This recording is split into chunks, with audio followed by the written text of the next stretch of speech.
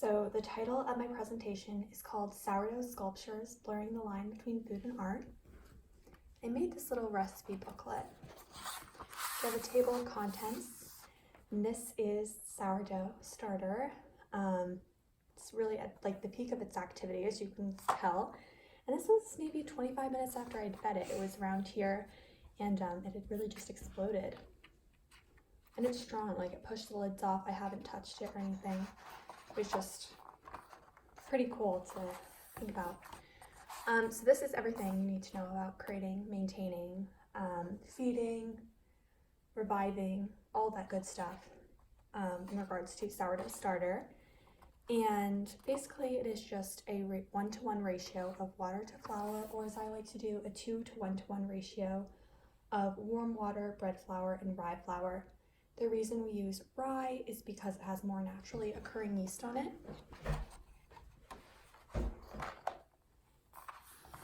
This is a really quick skimmed over version because I realize I will be short on time if I were to explain everything.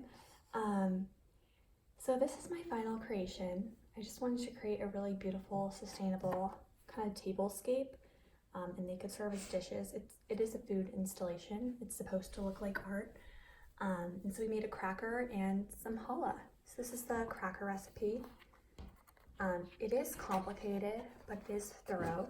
As you can tell, I made it as thorough as I could. And I made it right after making the crackers because I kind of had that inform the other. And this is the dark dough, this is the light dough, and this is a diagram of how to put it all together. So this really accompanies all of this. And sorry about background noise, it's just kind of inevitable at this point. And this is our, oh wait, I forgot to mention, this is actually made with my onion skin and coffee inks. I just kind of like sticking with that natural theme. This is what the strips look like right after you just cut it. And this correlates to this, that is that stage. Hopefully you can sort of tell. This is challah loaf, everything you need to know about it. I do recommend with this, you need to sift your flour just because the consistency of the inside of the loaf is so different from other loaves. And you're going to be adding oil and egg and an egg yolk, so it is important to kind of bear that in mind. This is the rolling out stage when I was beginning to make the strands before braiding it. And these are all my resources that I find really important. So tartine bread, they have a bakery that we went to in San Francisco that was really delicious. And they make probably the best bread. And I have a cookbook by them, and I just use their, I think it's called Basic Country Loaf, and you can really use it for anything, add whatever you want, it's really delicious.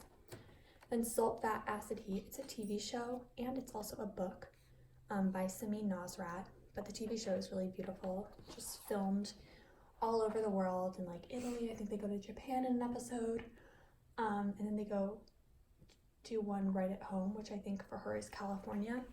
But I think it's important to kind of have a basic understanding of all of these 4 elements because they all inform cooking and baking, and you use pretty much all of them in baking.